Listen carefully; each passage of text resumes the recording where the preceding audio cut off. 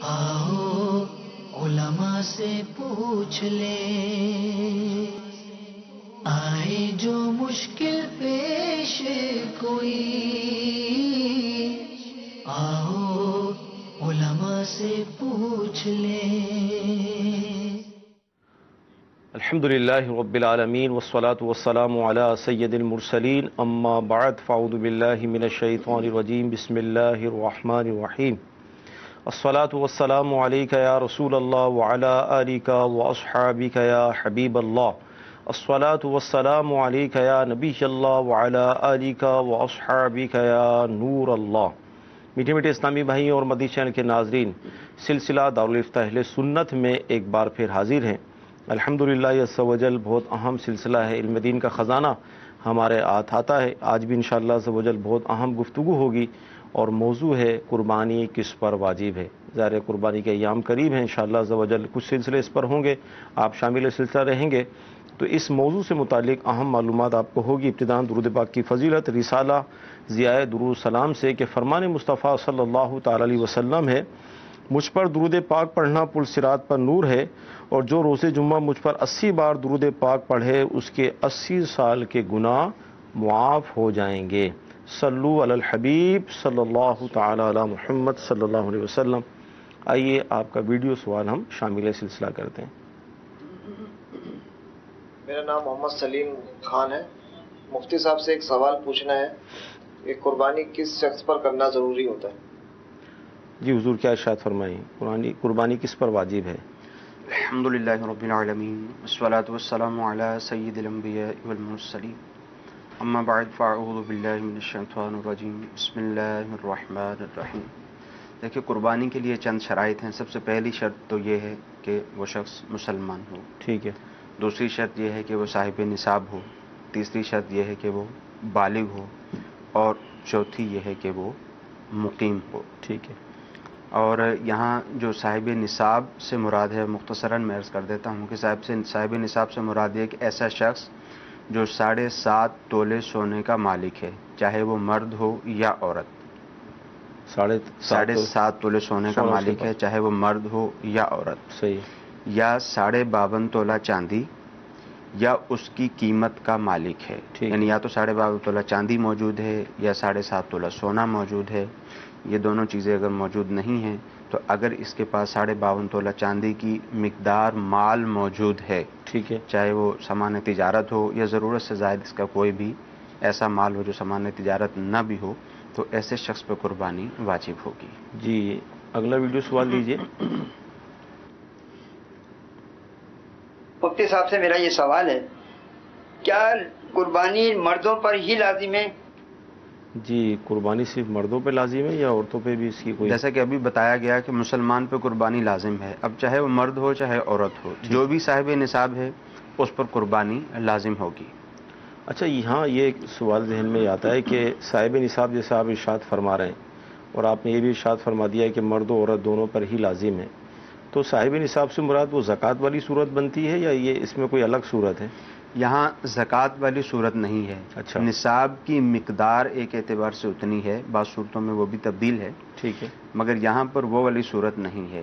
زکوٰۃ میں ایک شرط یہ ہوتی ہے کہ پورا سال گزر جائے، کوئی شخص صاحب نصاب ہو، نصاب کا مالک ہو جائے اور مکمل سال گزرنے کے بعد اب بھی وہ صاحب نصاب ہو، تو تب اس شخص کے اوپر زکوٰۃ لازم ہوتی ہے، جبکہ قربانی میں ایسی کوئی شرط نہیں ہے۔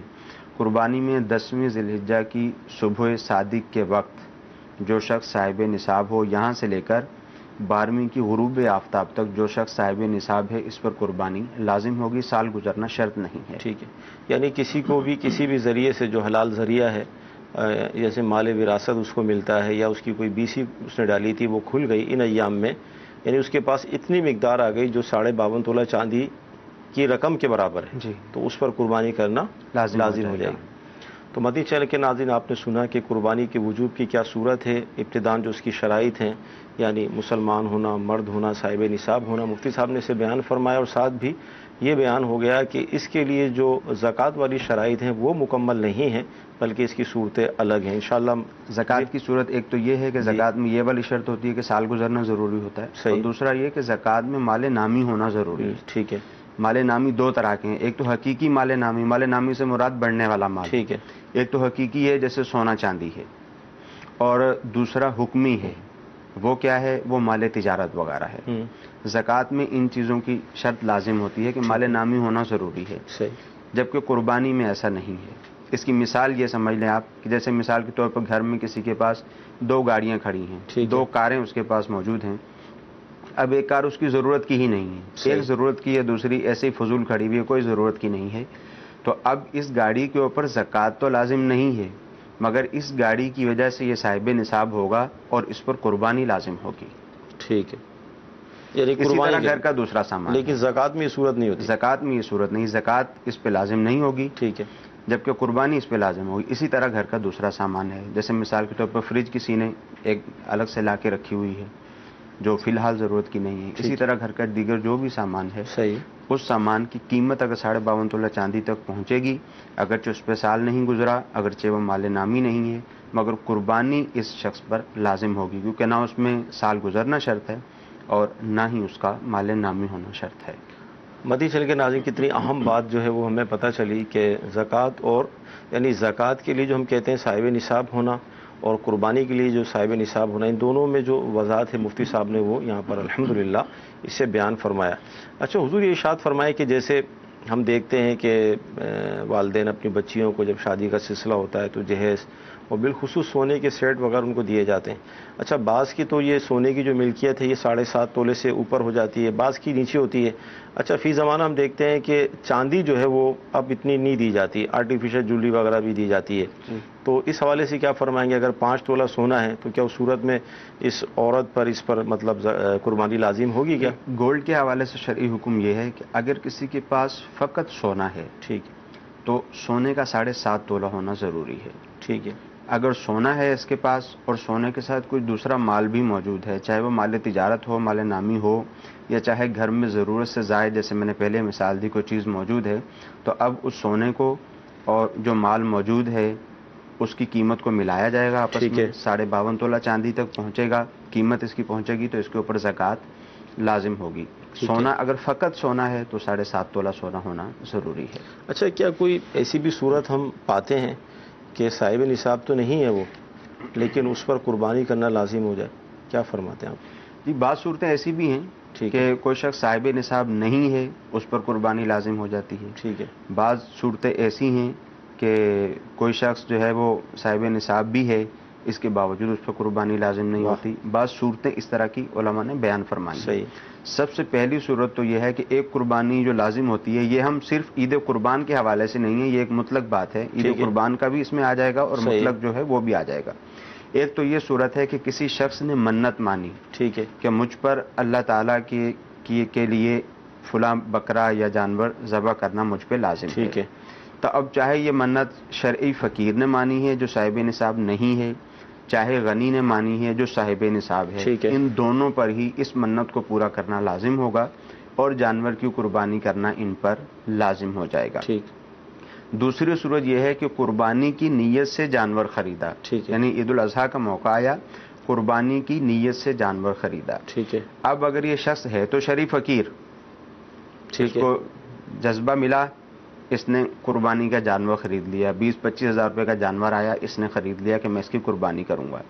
اب یہ صاحب نصاب تو نہیں تھا، مگر جو ہی اس نے قربانی کی نیت سے جانور خرید لیا تو اب اس پر اس جانور کی قربانی لازم ہو گئی۔ ٹھیک ہے، اور اگر اسی نیت سے جو صاحب نصاب ہے، جو غنی ہے، وہ قربانی کا جانور خریدے گا کہ میں یہ جانور اس نیت سے خریدتا ہوں کہ میں قربانی کروں گا، تو اس پہ ویسے تو قربانی لازم ہے ہی، صحیح، کہ وہ صاحب نصاب ہے، مگر اس جانور کے خریدنے کی وجہ سے اسی جانور کی قربانی اس پہ لازم نہیں ہے۔ یہ اس جانور کو بیچ کے دوسرے جانور کی قربانی بھی کر سکتا ہے، صحیح، یا اس جانور کو کھڑا رہنے دے، دوسرا جانور جو اس کے پاس موجود ہے اس کی قربانی بھی کر سکتا ہے۔ صحیح، اور تیسری صورت یہ ہے کہ وہ جو صاحب نصاب ہے اسی پر قربانی واجب ہے، وہ یہی عید الاضحیٰ والی قربانی ہے، ٹھیک ہے، اس بات کے شکرانے میں کہ اللہ تعالیٰ نے اسے زندہ رکھا اور سنت ابراہیمی علی نبینا علیہ الصلوۃ والسلام پر عمل کرتے ہوئے جو قربانی ہے یہ فقط صاحب نصاب پر لازم ہے۔ اچھا جو حج پہ جاتے ہیں تو جیسے حج تمتع کر رہے ہیں یا قران کر رہے ہیں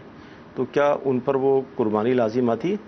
دیکھیے قربانی یہ والی جو قربانی ہے یہ الگ ہے، اچھا اور جو حج کی قربانیاں ہیں وہ الگ ہیں۔ ٹھیک ہے، جو شخص وہاں پر مقیم ہوگا اس پر قربانی کا، اور صاحب نصاب بھی ہوگا، صحیح، اس پر یہ والی قربانی کرنا لازم ہوگی، کیونکہ قربانی کی شرائط میں سے ایک شرط یہ بھی ہے کہ وہ شخص مقیم ہو۔ ٹھک ہے۔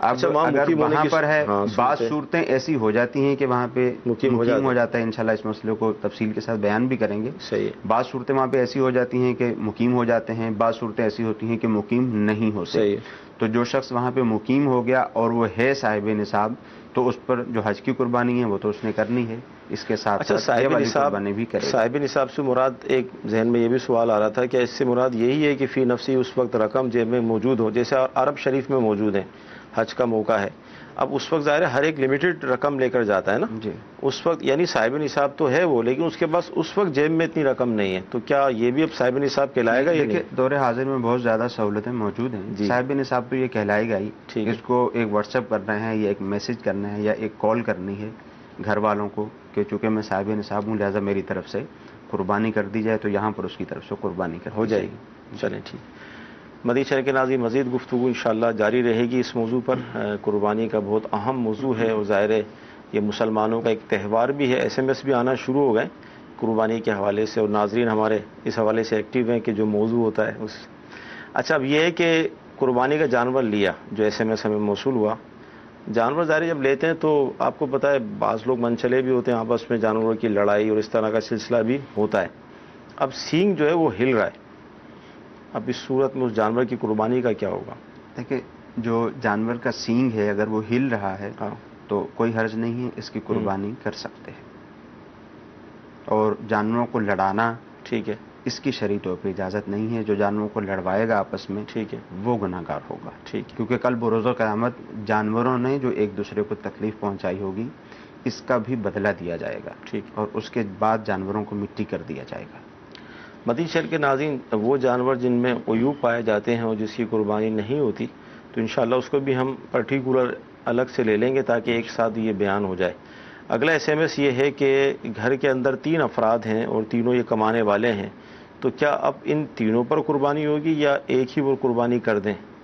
کیا فرمائیں گے؟ اس مسئلے کو یوں سمجھنا چاہیے کہ جس طرح نماز پڑھنا فرض ہے، ٹھیک ہے، تو گھر کے جتنے بھی افراد عاقل بالغ ہیں جن پہ نماز فرض ہے انہوں نے نماز پڑھنی ہے، ٹھیک ہے، یوں ہی زکوٰۃ ہے، زکوٰۃ کی ادائیگی کا بھی اسی جی، طرح کا حکم ہے۔ ٹھیک ہے، تو جتنے بھی فرائض ہیں جن میں مرد و عورت دونوں کو حکم دیا گیا ہے، اور الگ الگ علیحدہ علیحدہ سب کے لیے حکم ہے، تو سب کو الگ الگ ہی کرنا ہے۔ اب جو بھی مسلمان صاحب نصاب ہے، چاہے وہ مرد ہو یا عورت، 3 بھائی ہوں 4 بھائی ہوں، ایک ہی گھر میں رہتے ہیں، کھاتے پیتے ہیں، مگر ان کے پاس اپنی اپنی رقم اتنی موجود ہے کہ یہ صاحب نصاب ہوں، اچھا، بعض اوقات تو یہ ہوتا سب ہے، پہ لازم ہے کہ یہ الگ الگ قربانی ہی کریں گے۔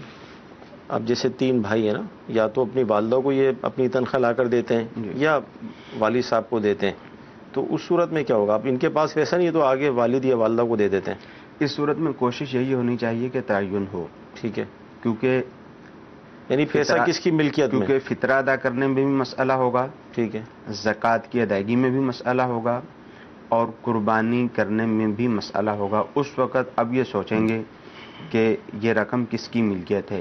یہی مسئلہ گولڈ کا ہوتا ہے صحیح، کہ شوہر کو معلوم نہیں ہوتا کہ گولڈ بیوی کا ہے یا میرا ہے، تو اس میں بھی فطرے کی صورتوں میں بھی مسائل آتے ہیں، قربانی کی صورتوں میں بھی اور زکوٰۃ کی صورتوں میں بھی۔ تو یہ تعین ہونا چاہیے، کنفرم ہونا چاہیے کہ جو بھی رقم جس کے پاس بھی رکھی ہوئی ہے یہ معلوم ہونا چاہیے کہ وہ رقم کس کی ہے، یعنی ملکیت کا ملکیت واضح طور پہ معلوم ہونا چاہیے کہ ملکیت کس کی ہے۔ ٹھیک ہے جی، ہم کالس لیں گے۔ میں بلائنڈ پرسن ہوں اور مجھے میرے محلے کے لوگ کہتے ہیں کہ آپ جماعت کروایا کریں، جب ہمارے قاری صاحب کہیں چلے جاتے ہیں امام مسجد، تو اس وجہ سے میں نے پوچھنا تھا کہ میں بلائنڈ پرسن ہوں، نماز پڑھا سکتا ہوں، جماعت کرا سکتا ہوں؟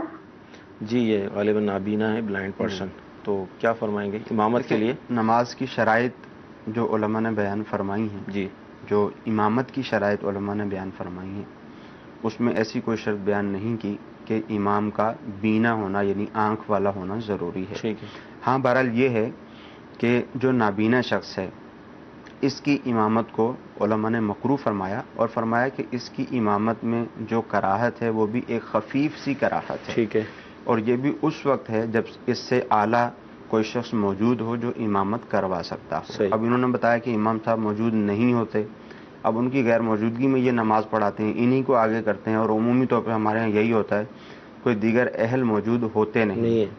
اگر ایسا ہے، یہ طہارت کا اچھی طرح سے خیال رکھتے ہیں، نماز کے مسائل کا بھی اچھی طرح سے خیال رکھتے ہیں، نماز کے مسائل بھی آنا چاہیے، طہارت کے مسائل بھی آنا چاہیے، تو پھر ہی امامت کے لیے آگے بڑھنا چاہیے. صحیح. اب ہوتا یہ ہے کہ امام مسجد موجود نہیں ہے، اب کسی دوسرے شخص کو آگے کر دیتے ہیں لوگ نماز پڑھانے کے لیے. جس کو آگے کرتے ہیں اس کو معلوم ہے کہ مجھے امامت کے لیے آگے کیا جاتا ہے، تو اس پہ لازم ہے کہ امامت کے جو بھی مسائل ہیں، اگر نماز میں غلطی ہو جاتی ہے، سجدہ صاحب کی صورت ہو جاتی ہے، نماز کے فساد کی صورت ہوتی ہے، یہ مسائل وغیرہ سیکھنا ضروری ہیں. مسائل آتے ہوں، قرات اس کی درست ہو، شرعی معذور نہ ہو، اب یہ امامت کرواتے ہیں، اور ان سے زیادہ اہل کوئی موجود بھی نہیں ہے تو کراہت بھی نہیں ہے. ٹھیک. جی اگلی کال. دارالفتہ میرا سوال ہے مفتی صاحب سے، کیا جیسے ہمارے ماں باپ انتقال کر گئے ہیں تو ان کے نام سے ہم قربانی کر سکتے ہیں، اور کریں گے تو کیسے کریں گے؟ اور دوسرا میرا سوال ہے، کیا کوئی مالدار آدمی کسی غریب آدمی کے نام سے قربانی کر سکتا ہے کہ نہیں؟ جی قربانی والدین کے حوالے سے کی جا سکتی ہے، جبکہ والدین کی طرف سے قربانی کی جا سکتی ہے. خود حضور نبی کریم صلی اللہ تعالیٰ علیہ وآلہ وسلم نے اپنی امت کی طرف سے قربانی کی، تو یہ قربانی اصال ثواب کے لیے ہوتی ہے. کوئی شخص اگر والدین کی طرف سے قربانی کرنا چاہتا ہے تو کر سکتا ہے. یوں ہی اگر جیسے انہوں نے کہا کوئی مالدار ہے کسی غریب کی طرف سے قربانی کرنا چاہتا ہے تو بالکل اس کی اجازت سے قربانی کر سکتا ہے. جیسے دو بھائی ہیں، ایک مالدار نہیں ہے اور ایک مالدار ہے، یعنی ایک صاحب نصاب ہے ایک صاحب نصاب نہیں ہے. اب اگر یہ اس کی طرف سے قربانی کرنا چاہتا ہے، وہ اس کو اجازت دے دیتا ہے تو قربانی کی جا سکتی ہے. اچھا، بعض اوقات ایسا بھی ہوتا ہے ہمارے گھرانوں میں، ہم دیکھتے ہیں سنتے بھی ہیں کہ اس پر خود تو قربانی واجب ہے لیکن وہ اپنا واجب ادا نہیں کر رہا، اپنے والد کی طرف سے، والدہ کی طرف سے، یا پورے گھر کی طرف سے ایک بکرا، تو اس صورت میں کیا فرمائیں گے آپ؟ جی لوگوں میں یہ مسئلہ مشہور ہے، جیسے حج اور عمرے کے بارے میں بھی یہ مسئلہ معروف ہے، قربانی کے بارے میں بھی ایسا ہی ہے کہ کوئی شخص قربانی کرنے لگتا ہے تو اس کو کہتا ہے یار آپ کے ابو نے تو کبھی بھی نہیں کی، صحیح، آپ کے والدین نے تو کبھی قربانی نہیں کی، لہٰذا آپ قربانی نہیں کر سکتے، آپ اپنے والدین کی طرف سے قربانی کریں. صحیح. اب چاہے وہ حیات ہوں چاہے وصال فرما چکے ہوں، اب یہ کیا کرتا ہے، ان کی طرف سے قربانی کر دیتا ہے، حالانکہ اس پر قربانی واجب ہوتی ہے. صحیح. تو ایسا ہرگز نہیں ہے. اگر والدین نے حج نہیں کیا ہوا، اس پہ حج لازم ہو گیا تو اس کو حج کرنا پڑے گا. صحیح.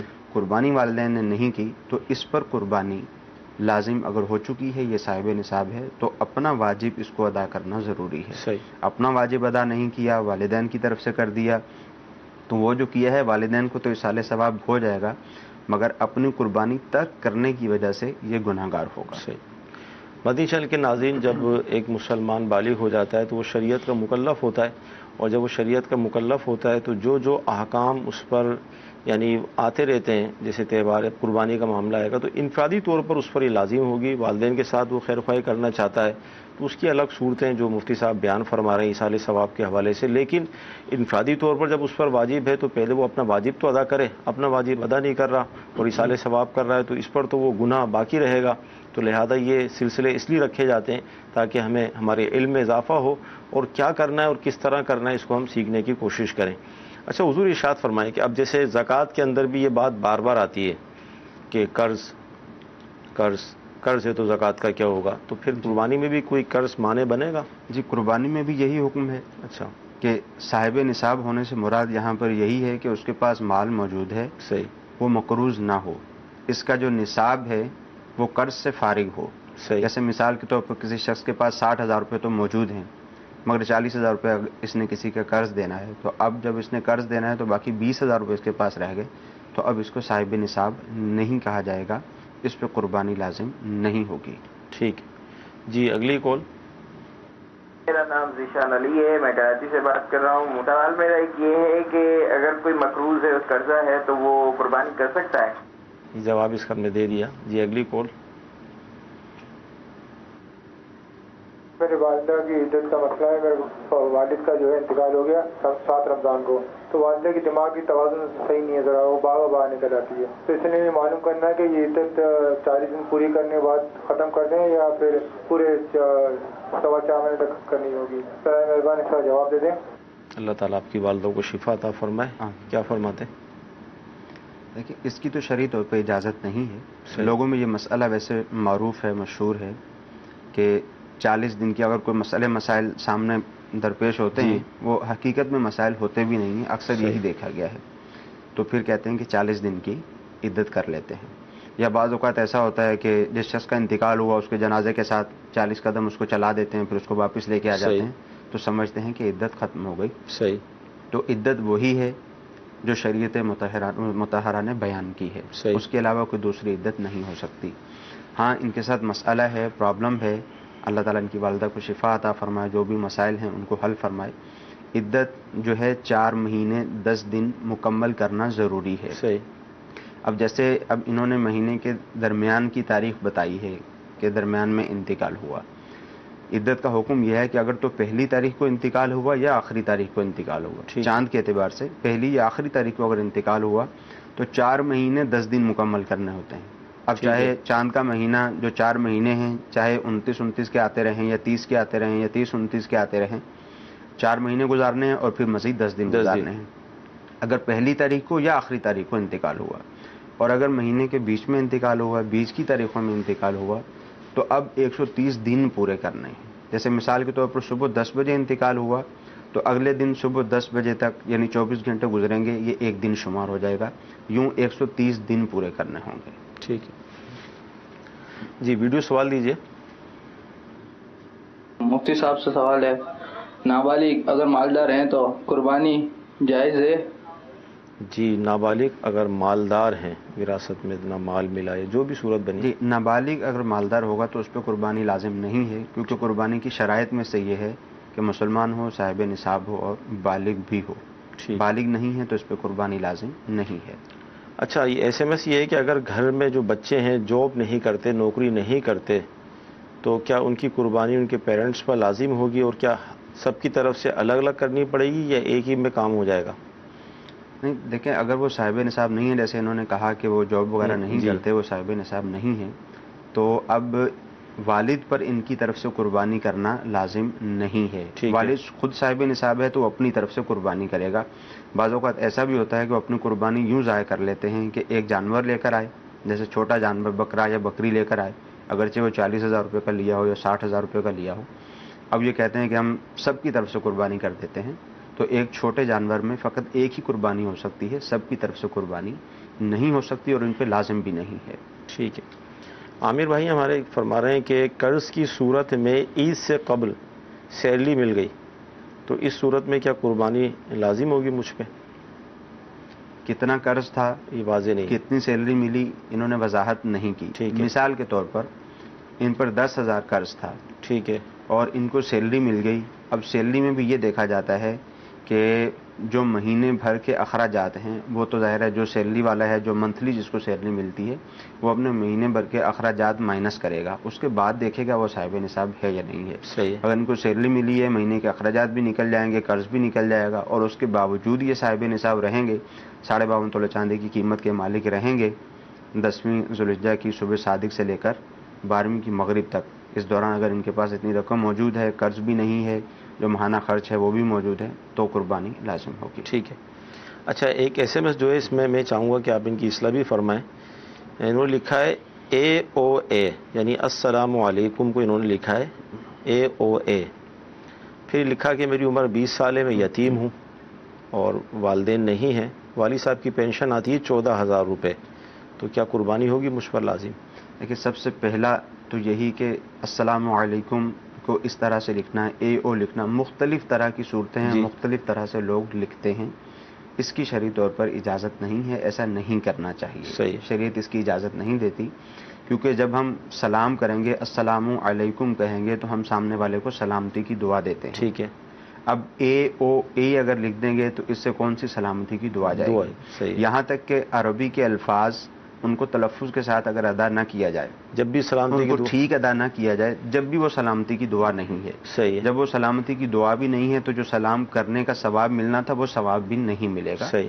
تو اس لیے مکمل سلام لکھنا چاہیے. اور دوسرا مسئلہ یہ کہ انہوں نے کہا کہ 20 سال کا ہوں اور یتیم ہوں، تو یتیم وہی ہوتا ہے جو نابالغ ہو اور نابالغی کی حالت میں اس کے والد کا انتقال ہو جائے. ٹھیک ہے.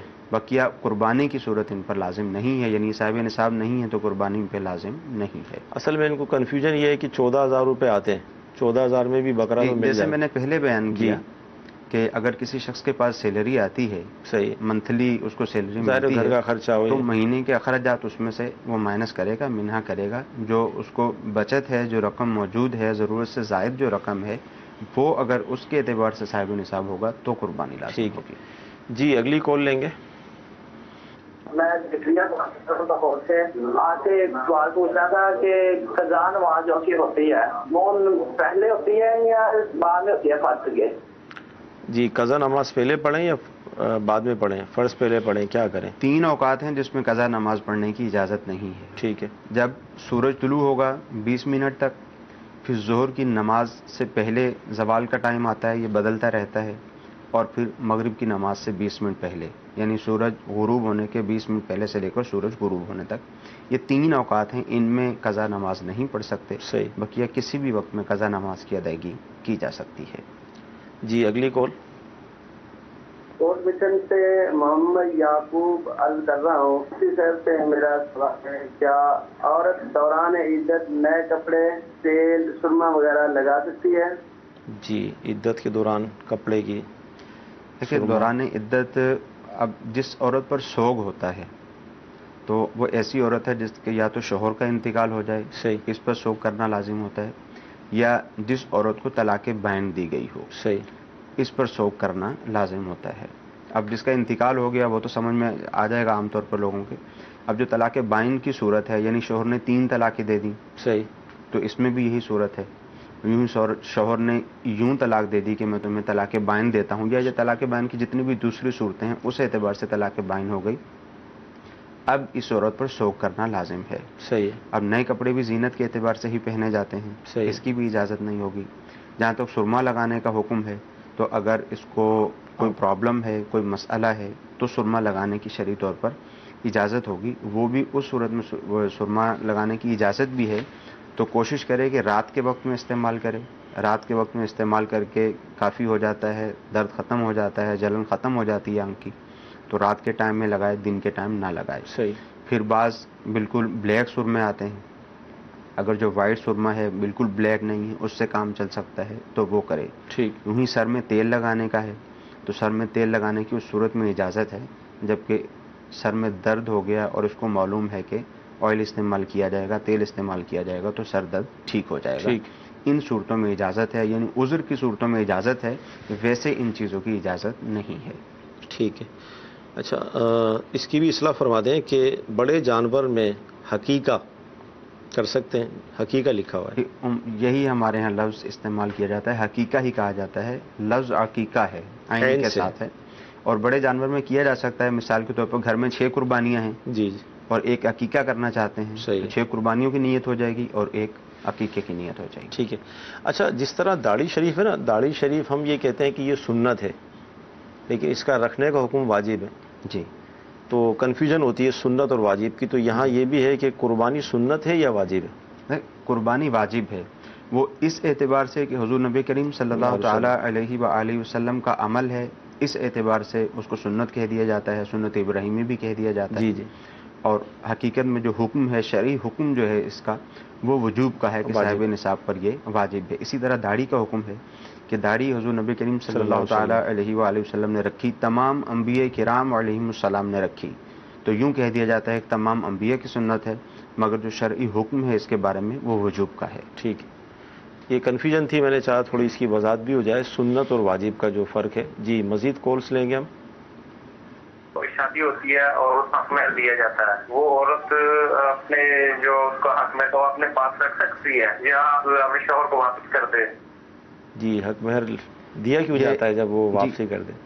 یہ ہمارے ہاں عمومی طور پر جب حق مہر رکھا جاتا ہے، جی جی، تو بعض اوقات لڑکی والوں کی طرف سے زیادہ مطالبہ ہوتا ہے کہ زیادہ حق مہر رکھ دیا جائے۔ ویسے تو حق مہر آسان ہونا چاہیے، ٹھیک ہے، اگر زیادہ رکھ دیا جاتا ہے تو لڑکے والوں کی طرف سے، ان کی فیملی کی طرف سے لڑکے کو یہ کہا جاتا ہے کون سا ادا کرنا ہے، کوئی بات نہیں جتنا مرضی رکھ لیں، بے شک 5 لاکھ روپے رکھ لیں۔ صحیح، تو ایسے کے متعلق احادیث طیبہ میں فرمایا گیا کہ ایسا شخص جس نے یوں نکاح کیا اور اس کا حق مہر دینے کا ارادہ نہ ہو، کل قیامت کے دن جب وہ آئے گا تو وہ بدکار اٹھے گا، اس کو بدکار کہا جائے گا۔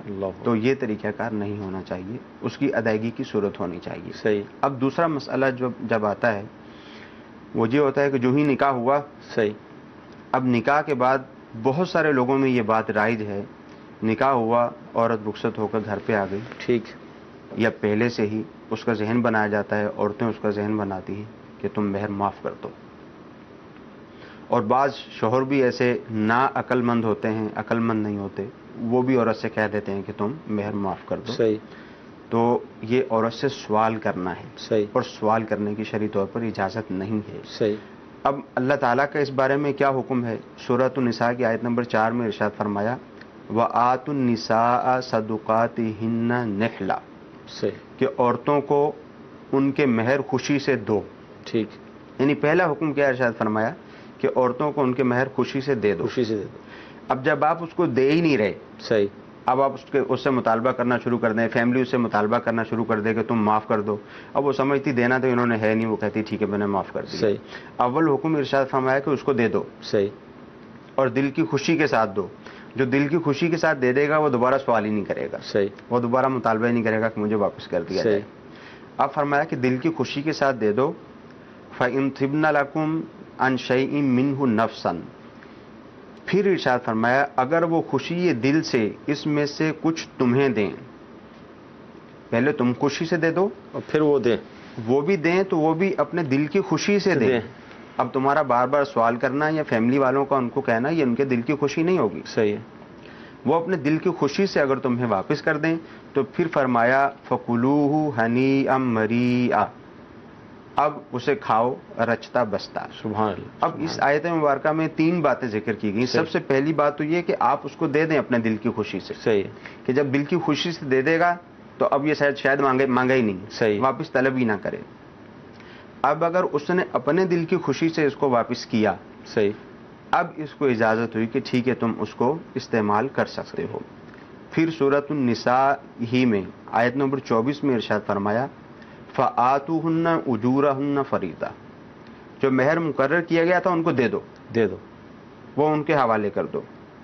وَلَا جُنَاحَ عَلَيْكُمْ فِيمَا تَرَاضَيْتُمْ بِهِ مِنْ بَعْدِ الْفَرِيضَةِ، اب جب تم نے جو مقرر مہر تھا اس کو دے دیا، صحیح، اب اگر تمہارے درمیان کچھ رضامندی ہو جاتی ہے صحیح، تو اس میں کوئی حرج نہیں ہے، کسی طرح کا کوئی حرج نہیں ہے۔ اب یہ جو رضامندی کے الفاظ آیت کریمہ میں بیان کیے گئے، اس کے تحت علماء نے لکھا کہ رضامندی سے مراد یہاں یہ ہے کہ یا تو شوہر اپنی مرضی سے اگر 50,000 روپے حق مہر طے ہوا تھا وہ کہے نہیں میں تمہیں 60,000 روپے دوں گا، اللہ اکبر، کیا بات ہے، یا عورت ایسا کرے کہ سارے کا سارا مہر اس کو معاف کر دے، یا عورت مہر میں کچھ کمی کر دے۔ تو اب یہ دونوں طرف سے ہے، صحیح، کہ چاہے مرد جو ہے وہ زیادہ کر دے، چاہے عورت کم کر دے یا عورت معاف کر دے۔ اور ہمارے ہاں کیا ہوتا ہے، ہمارے یہاں یہی ہوتا ہے کہ بس عورت کے اوپر ہی لازم ہے کہ وہی کسی نہ کسی طرح کچھ کر دے، اس کا ذہن بنایا جاتا ہے۔ پھر سورۃ البقرہ کی آیت نمبر 237 کے اندر اللہ تعالیٰ نے مرد و عورت کو ترغیب دلائی، صحیح، کہ دونوں ہی ایک دوسرے کے ساتھ احسان کریں۔ یہ جو کمی بیشی والی میں نے صورت بیان کی، ایک اور مسئلے کے تحت اس کو بیان کیا گیا۔ پھر اللہ تعالیٰ نے مردوں کو مخاطب کر کے ارشاد فرمایا وَأَن تَعْفُوا أَقْرَبُ لِلتَّقْوَىٰ، اور مراد یہاں پہ علماء نے یہ فرمایا کہ اس کا مطلب یہ ہے اور اے مردو تمہارا زیادہ دینا پرہیزگاری کے زیادہ نزدیک ہے۔ اللہ، اور پھر ارشاد فرمایا وَلَا تَنْسَوُا الْفَضْلَ بَيْنَكُمْ، اور آپس میں احسان کرنا نہ بھولو۔ یہاں دونوں کو مرد اور عورتوں کو پھر شامل کر لیا۔ اللہ، بالخصوص یہ دیکھیں کہ مردوں کو یہ حکم ارشاد فرمایا گیا کہ تم اگر زیادہ کر دو تو یہ تقوی کے زیادہ نزدیک ہے۔ 50,000 رکھا تھا، ٹھیک ہے تم 60,000 روپے اس کو دے دو۔ اور پھر دونوں کو یہی ارشاد فرمایا کہ آپس میں احسان کرنے کو نہ بھولو۔ اگر عورت اپنی مرضی سے کمی کرنا چاہتی ہے یا بالکل معاف کرنا چاہتی ہے تو اس کو بھی اجازت ہے، اور شوہر اگر اپنی مرضی سے بڑھا دے، اور جس کی بالخصوص اللہ تعالیٰ نے ترغیب دلائی شوہر کو، فرمایا تقوی کے زیادہ نزدیک ہے۔ سبحان اللہ۔ اور ہمارے ہاں طریقہ کار کیا رائج ہے کہ عورت سے سوال کیا جاتا ہے، اس کو فورس کیا جاتا ہے، اس کو دیا نہیں جاتا، جب اس کو دیا نہیں جائے گا، جب اس کو فورس کیا جائے گا تو وہ خوشی والی صورت ہوگی، وہ خوشی والی صورت وہاں کیسے پہ بنے گی؟ نہیں پائی جاتی. اور بعض صورتیں تو ایسی ہوں گی کہ بعض صورتوں میں معافی کی کوئی صورت ہی نہیں بن سکے گی. تو طریقہ کار وہی ہونا چاہیے جو اللہ جل مجدہ نے قرآن مجید فرقان حمید میں ارشاد فرمایا. احادیث طیبہ میں اولاً تو یہ ترغیب دلائی گئی کہ مہر جو ہے آسان ہونا چاہیے. شوہر جب نکاح کرے تو مہر ادا کرنے کی اس کی نیت ہونی چاہیے. مدنی چینل کے ناظرین، مہر کے حوالے سے بھی ایک مفصل جواب ہمیں مل گیا. فی زمانہ ہمارے معاشرے میں یہ ہوتا ہی ہے، جس کی طرف مفتی صاحب نے توجہ دلائی معاف کرانے کے حوالے سے، تو ایک تفصیلی جواب مل گیا کہ ایسا نہیں کرنا چاہیے. قرآن میں کیا احکام بیان کیے گئے وہ آپ نے سماعت فرمائے. آج جمعرات ہے اور جمعرات کو الحمدللہ عز و جل دنیا بھر میں جہاں جہاں دعوت اسلامی کا پیغام پہنچ چکا ہے، ممکنہ میری آپ سے مدنی التجا ہے کہ آپ بھی جہاں کوشش کر کے ان اجتماعات میں شرکت فرمائیے. اگر کوئی ایسا مقام ہے جہاں صورت نہیں بن رہی تو آپ مدنی چینل کے ذریعے بھی اس اجتماع میں شریک ہو سکتے ہیں. انشاءاللہ عز و جل آئندہ جمعرات پھر ہم قربانی کس پر واجب ہے یہ موضوع لے کر حاضر ہوں گے. بہت اہم موضوع ہے. کئی SMS ابھی باقی ہیں، کالس باقی ہیں، ہمارے پاس بھی سوالات ہیں. انشاءاللہ عز و جل کوشش کریں گے کہ 4-5 سلسلے اس موضوع پر ہو جائیں تاکہ ایک اچھی معلومات ہمارے ناظرین کو مل جائے. اللہ تعالیٰ کی بارگاہ میں دعا ہے کہ اللہ تعالیٰ ہمارا یہ سلسلہ قبول فرمائے، جو سنا ہے جو سیکھا ہے اس پر عمل کرنے کی توفیق عطا فرمائے. آمین. صلو علی الحبیب صلی اللہ تعالی علی محمد. گزارے کیسے زندگی، آؤ علماء سے پوچھ لیں. آئے جو مشکل پیش کوئی، آؤ علماء سے پوچھ لیں.